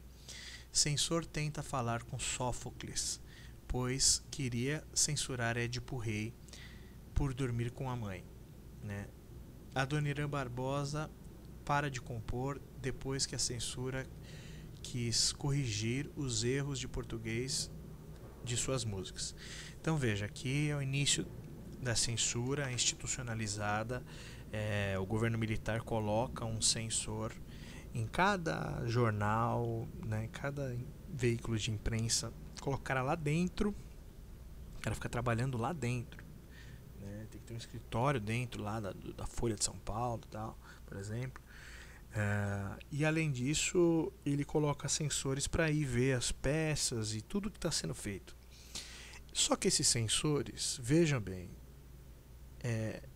olha o quão horrível é isso. Esses sensores, eles são militares da área administrativa, né? Eles não são especialistas de nada, mesmo que fossem, né? Então tem esse exemplo que acontece, deixa eu ver onde que acontece mesmo. Acho que era uma peça no Nordeste, não sei se é na Bahia e tal.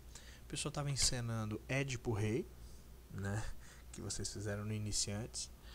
O Édipo Rei lá, o clássico, a tragédia clássica. E o censor foi lá assistir.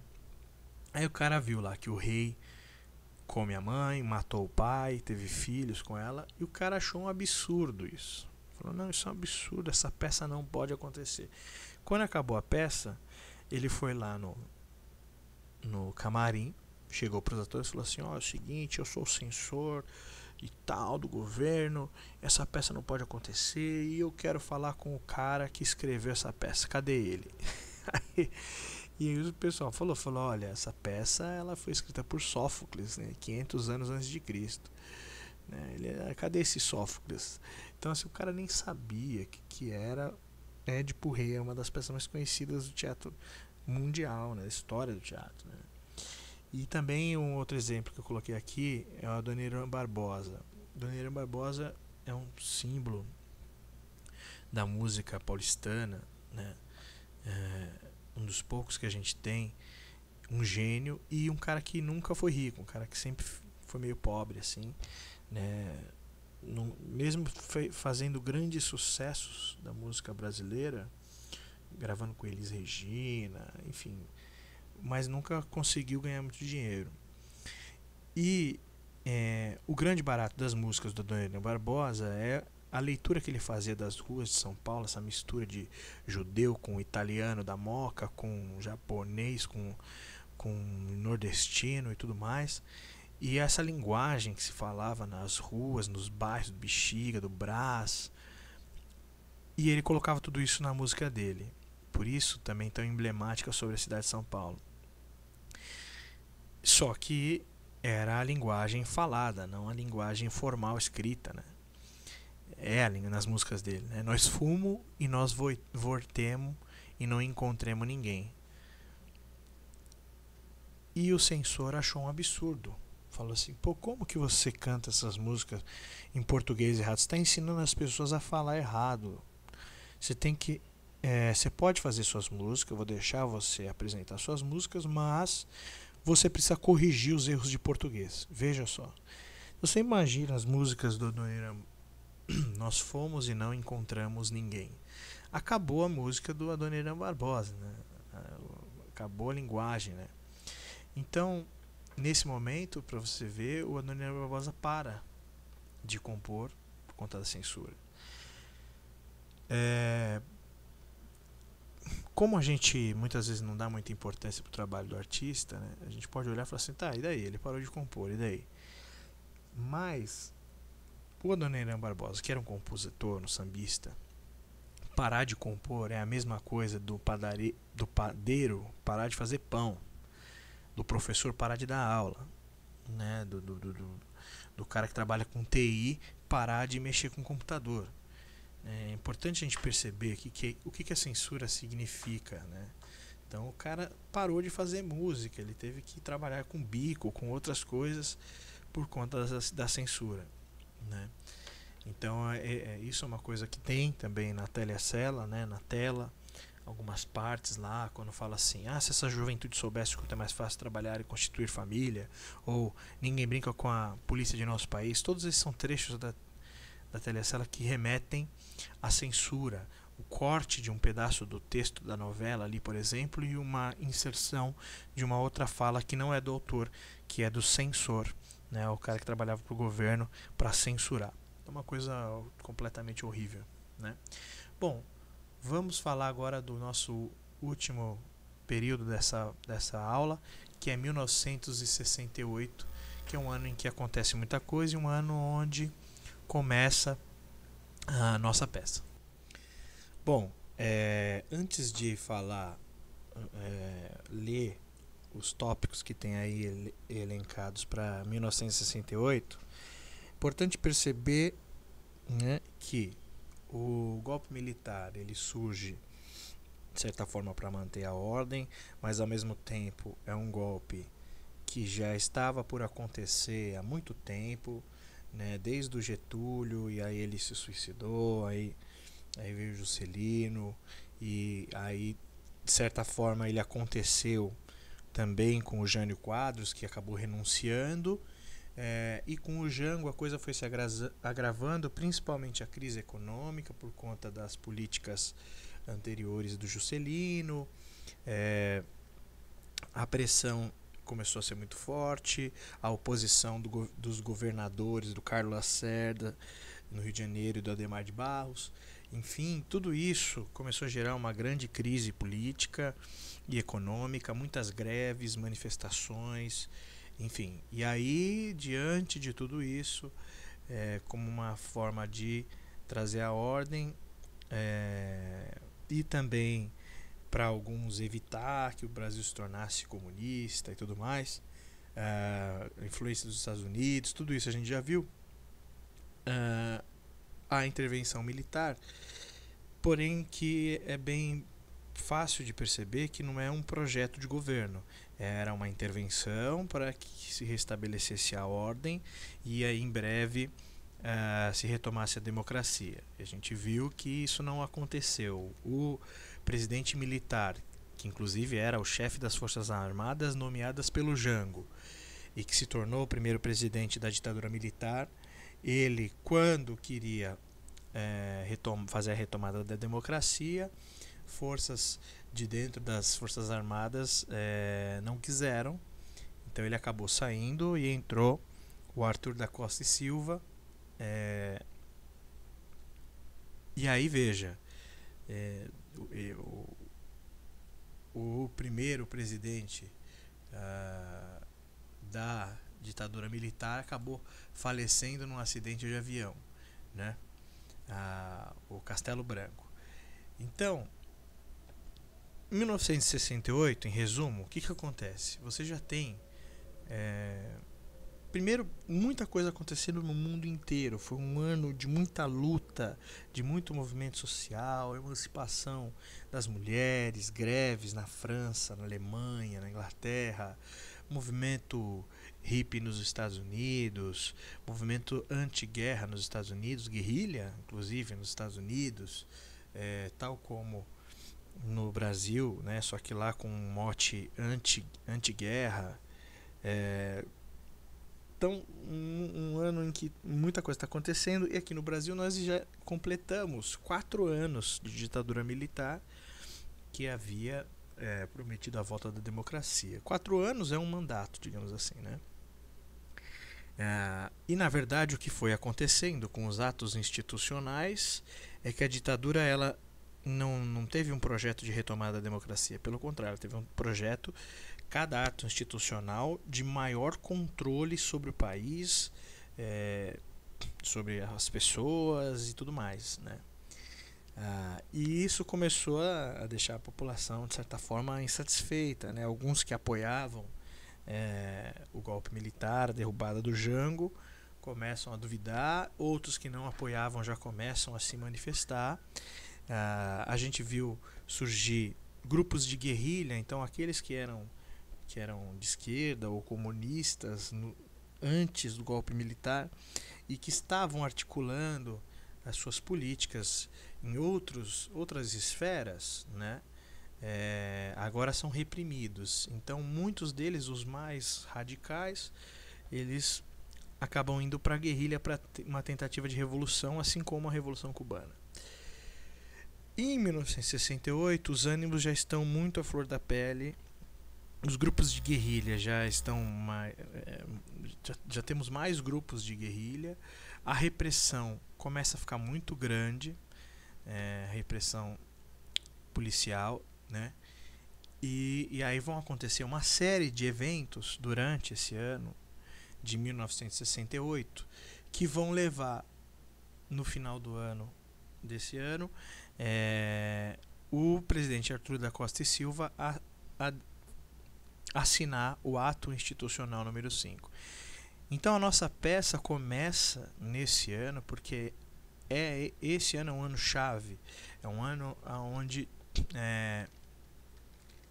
a consequência daquilo que foi feito em 64 e nos anos seguintes vão vir à tona assim, para toda a população em 1968, e a partir daí se iniciam os anos da ditadura militar, que os historiadores chamam de anos de chumbo, tá? Então por isso a nossa peça começa no final desse ano, em dezembro desse ano.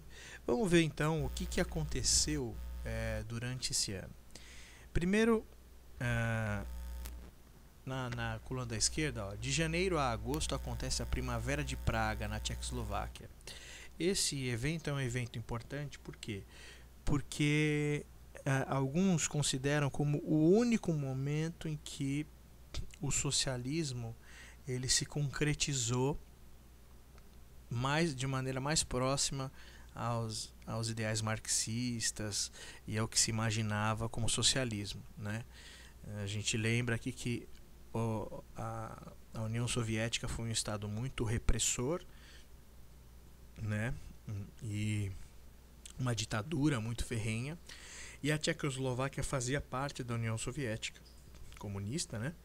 Mas nesse janeiro a agosto, os comandantes, né, os governantes da Tchecoslováquia começaram a flexibilizar o controle do Estado sobre a população, né?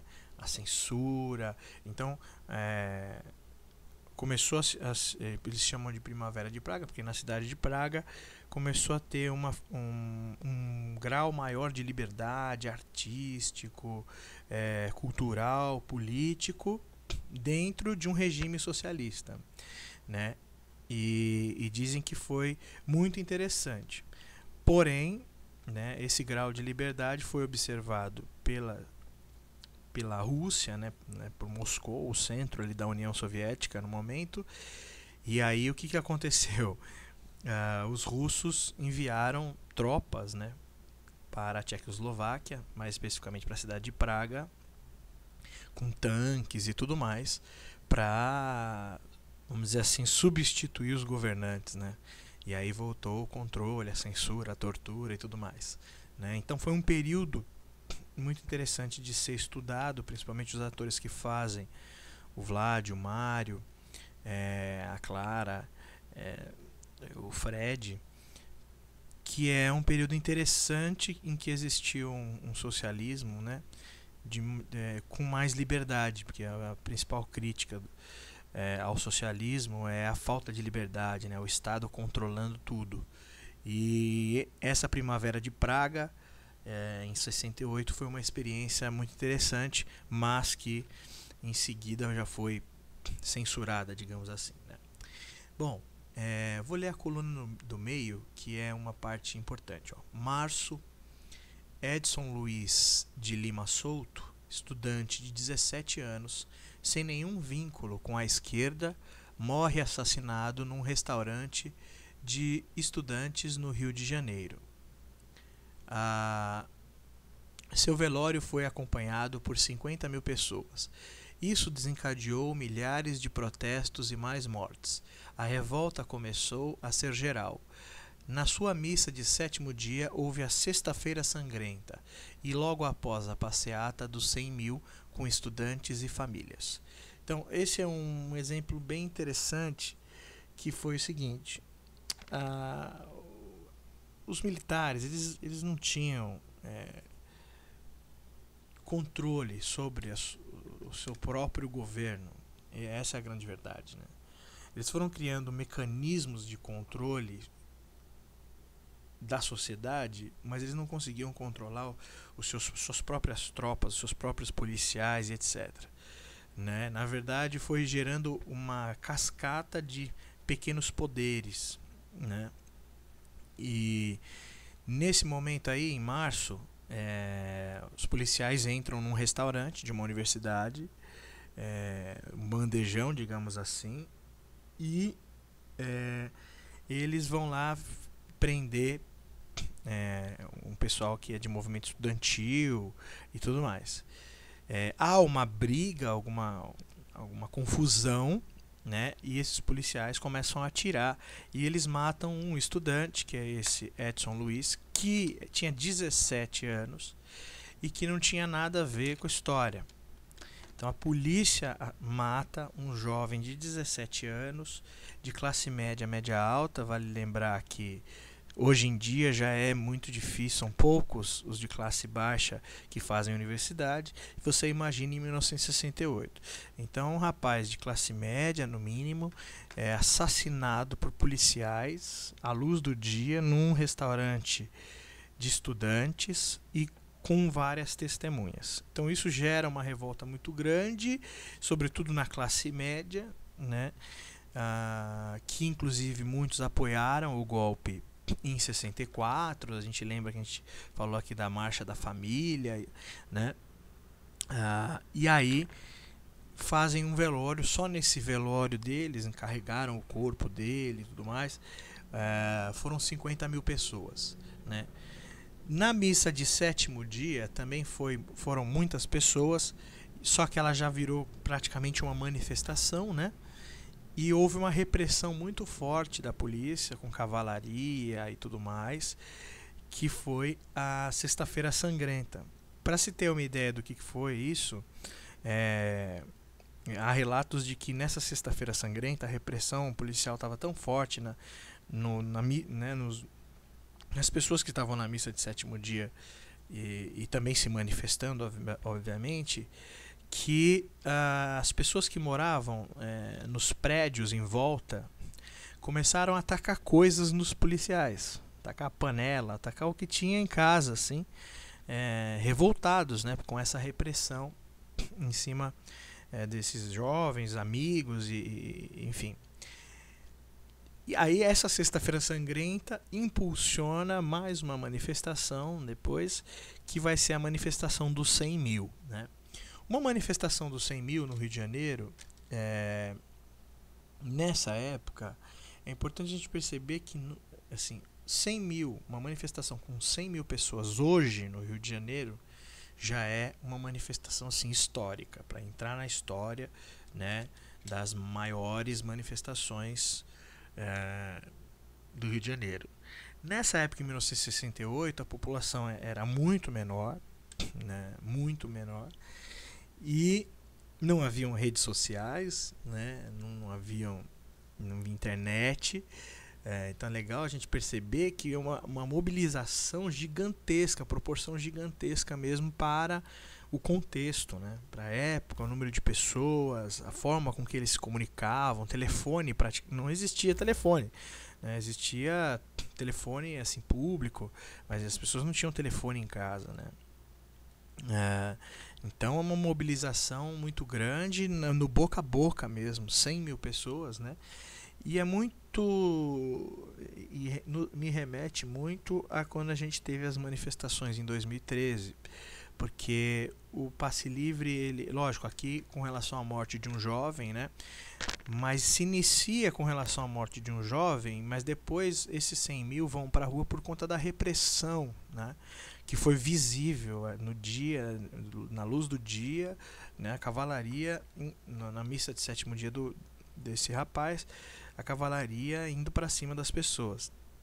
Foi exatamente o que aconteceu em 2013, quando o Passe Livre fez algumas manifestações. Numa delas, numa quinta-feira, se eu não me engano, a cavalaria foi para a Consolação, e aí houve um confronto muito grande que foi passado ao vivo na televisão, e isso gerou na segunda-feira uma mobilização no país inteiro com essas proporções aí também, né? Então eu estou falando isso como exemplo para a gente lembrar de 2013 e tentar, né, fazer um reflexo nesse momento aí em 68, tá? Bom, vamos ver no poder. Olha lá, surge o CCC, Comando de Caça aos Comunistas, movimento reacionário popular, né, que promoverá o conflito na Maria Antônia e o ataque à peça Roda Viva e o atentado à bomba no Teatro Opinião. Bom, esse é um grupo que também é importante a gente perceber. Esse grupo CCC, ele surge na Universidade Mackenzie. Ali já havia uma grande rixa, né, entre os estudantes do Mackenzie e os estudantes da USP, todos eles de classe média, média alta, né? Mas os estudantes da USP, muitos deles eram ligados ao movimento estudantil, né? Tinham um pensamento mais marxista, de esquerda e tudo mais. Os estudantes do Mackenzie, eles tinham uma formação diferente, uma formação vinculada à religião e mais de direita. E aí, na Maria Antônia, que é uma rua ali que beira o Mackenzie, existia, naquela época, a Faculdade de Filosofia e Letras, História, Filosofia e Letras da USP, na rua Maria Antônia. Ou seja, de um lado o Mackenzie, de outro lado uma unidade da USP, que hoje fica no Butantã, na cidade universitária, mas antes era na Maria Antônia.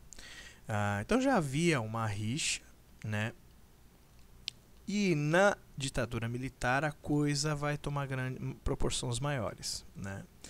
E essas proporções vão gerar um grupo que é chamado CCC, Comando de Caça a Comunistas, que não é de policial nem nada, são pessoas, são civis, que vão, a proposta deles, né, na verdade, é reprimir qualquer pessoa que tivesse um pensamento aí pró-comunismo e tudo mais, né? E eles eram muito violentos. Então, uma das coisas que aconteceu, um fato histórico também é legal vocês pesquisarem sobre isso, foi o conflito na rua Maria Antônia, que foi entre esses estudantes, né? Um quebra-pau danado, o pessoal jogando compasso em pedra e tudo mais, né? Depois, esse mesmo grupo, eles fazem um ataque à peça Roda Viva, a peça do Chico Buarque, que foi dirigida pelo Zé Celso na época, né? E com vários artistas que hoje são conhecidos e tal. Eles foram na peça, a peça terminou e no final da peça eles foram no camarim, bateram nos atores, quebraram o camarim, o cenário, rasgaram os figurinos e tudo mais. Esse evento é um evento histórico, né? Que é muito conhecido, então também é muito importante que todo mundo que faz a Telecela conhecer esse evento, até porque a música de abertura da nossa peça é a música Roda Viva do Chico Buarque, justamente por conta dessa referência histórica, tá? E lembrando que isso não foram policiais que fizeram, foram um grupo de pessoas de extrema direita, digamos assim, radicais, né? Meio que como skinheads, assim, né? Só que em vez de agredir negros e homossexuais, agrediam pessoas com afinidades marxistas, comunistas, sei lá, né? E também o atentado à bomba ao Teatro Opinião. E esse grupo, o CCC, ele se espalhou no país, principalmente no Rio e no sul do país, né? E ele existe remanescentes até hoje. Quando o pessoal faz aquelas passeatas pedindo intervenção militar, eu vejo algumas bandeiras do CCC. Fiquem atentas para ver isso, que ainda existem remanescentes desse grupo. Um grupo aí que não gosta de pessoas de esquerda e são muito violentos, né? Bom, aí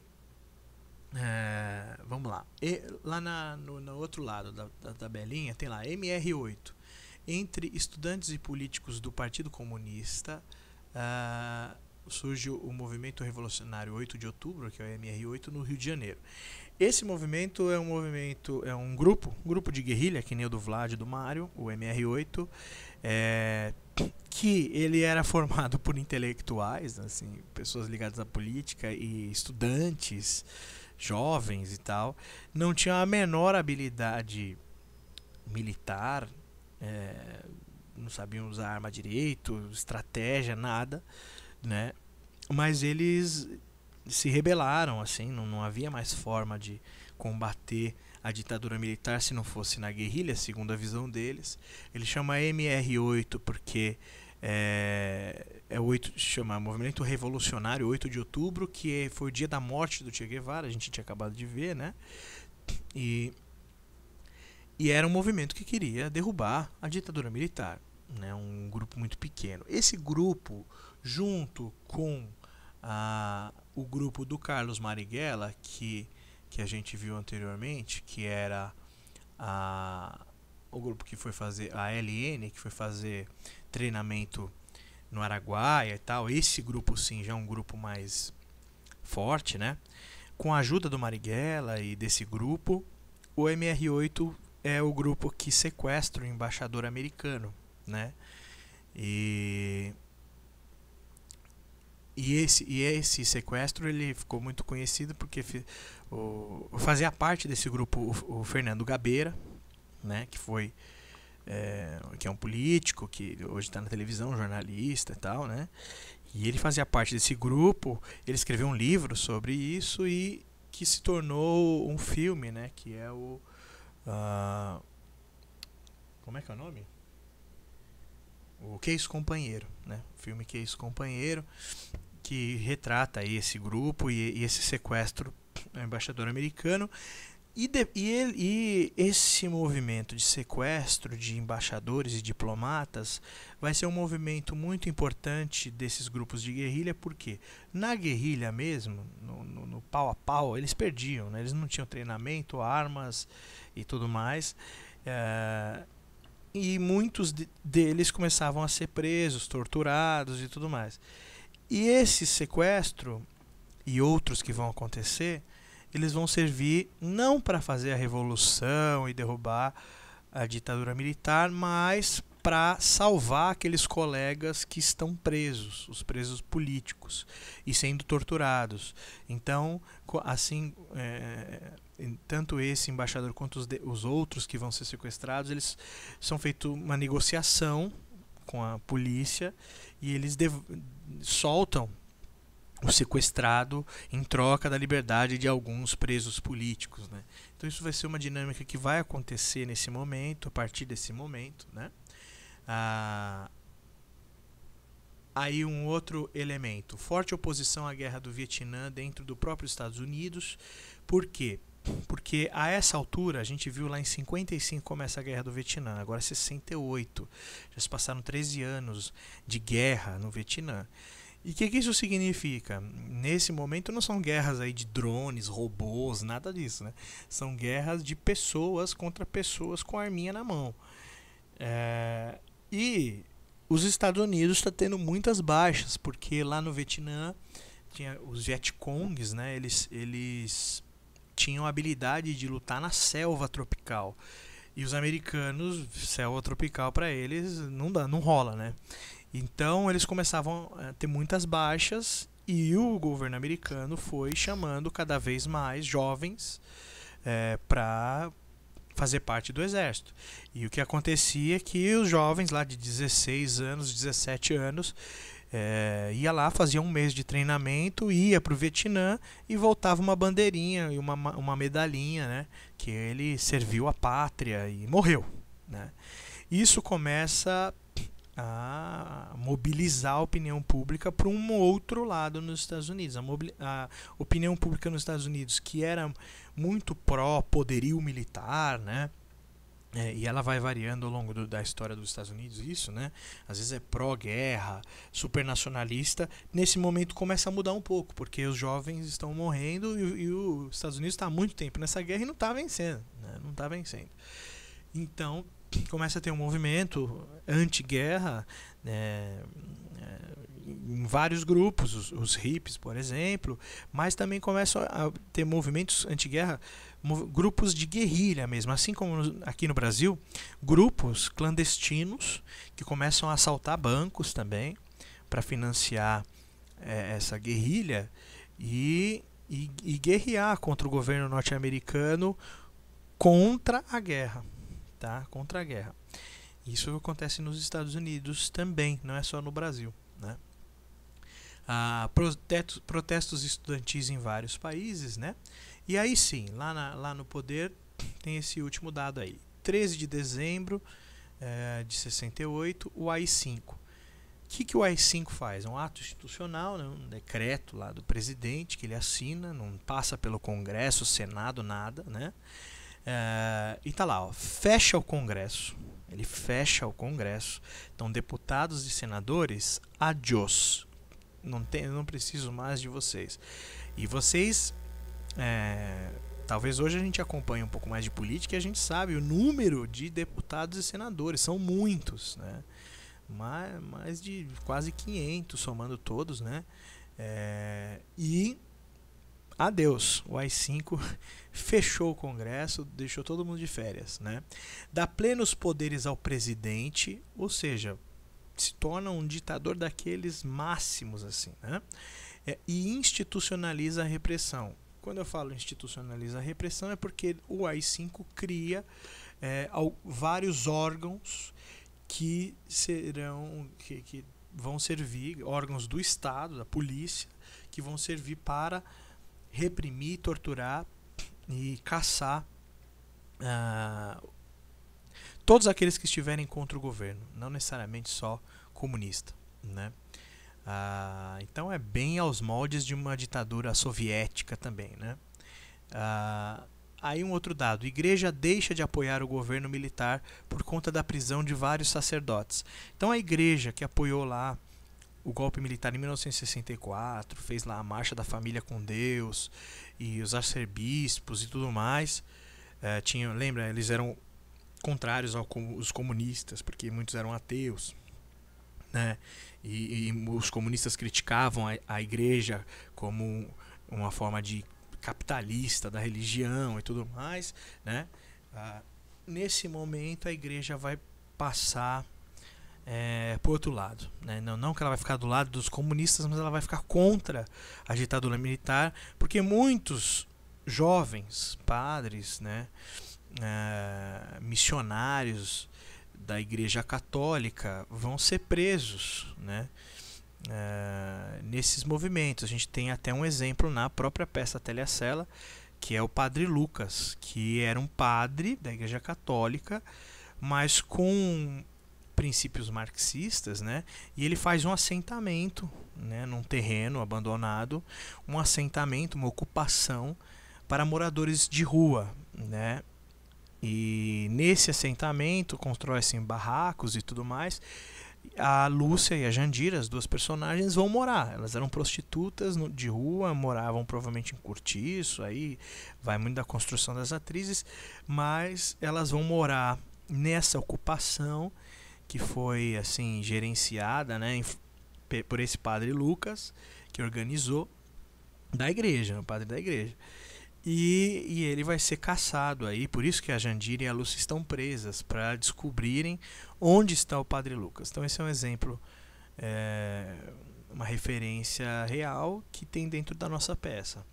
E a igreja vai mudar de lado. Então a gente começa a ver, a partir de agora, o governo militar fazer muita merda. Ele vai fazer muita merda, vai perder muito apoio, e por isso que ele começa a entrar em decadência, vai reprimir muito, vai perder muito apoio de importantes. Então veja, você fechou o Congresso, você perdeu o apoio de muitos políticos, você perdeu o apoio da igreja, então você começa a ficar meio isolado, né? E é isso. E aí na coluna do meio, um dado também legal, que é a novela Beto Rockefeller, que faz muito sucesso em 1968, e aqui começam a telenovela a fazer muito sucesso, e as pessoas quererem acompanhar mesmo a telenovela brasileira, que a gente sabe que é um dos eventos importantes, assim, dos carros-chefe da televisão brasileira. E a gente vai ver, quem for pesquisar, quem está na tela e for da novela, vai ver que é sempre o mesmo modelinho, né? Mudam-se assim os contextos, algumas coisas, né? A roupa, mas tem sempre o mocinho, a mocinha, o vilão, o conflito por dinheiro, geralmente, o final feliz, enfim, vários elementos todos iguais em todas essas novelas, que duram muito tempo e que fazem as pessoas se dedicarem muito tempo na frente da televisão e comprarem muitos produtos que são anunciados, tanto dentro da novela quanto nos comerciais, né? E aqui a novela Beto Rockefeller é uma das primeiras assim que estoura. Vale a pena aí o Mauro, por exemplo, o Pedro, né? E a Marta e todo mundo da novela. Dá uma olhada nessa novela aí e as seguintes, ok? Então é isso, eu encerro aqui a segunda parte do nosso embasamento histórico, fechando o ano de 1968. A partir daqui a gente vai começar a parte 3, que são os anos de chumbo, que a gente vai estudar muito mais, particularmente, o que aconteceu nesses anos de chumbo, por que são chamados de anos de chumbo, e até o fim da ditadura militar. Ok? Então é isso. Até mais.